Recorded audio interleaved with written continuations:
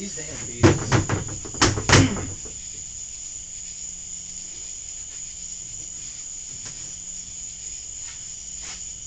Oh, I guess it just died. That's cool.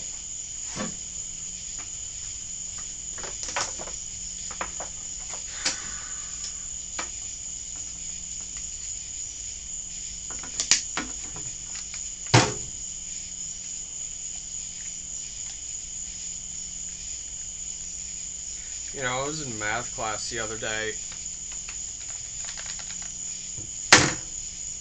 I can't remember how I came up with this thought or idea.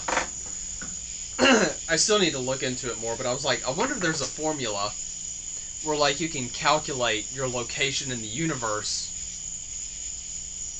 Like, say, I wanted to know where Earth was going to be located in the universe 10 years from now.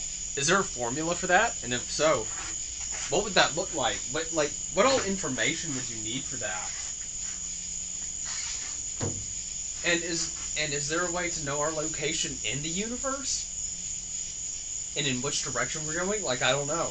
Like I said, this is just more of a cool thought. I really don't know.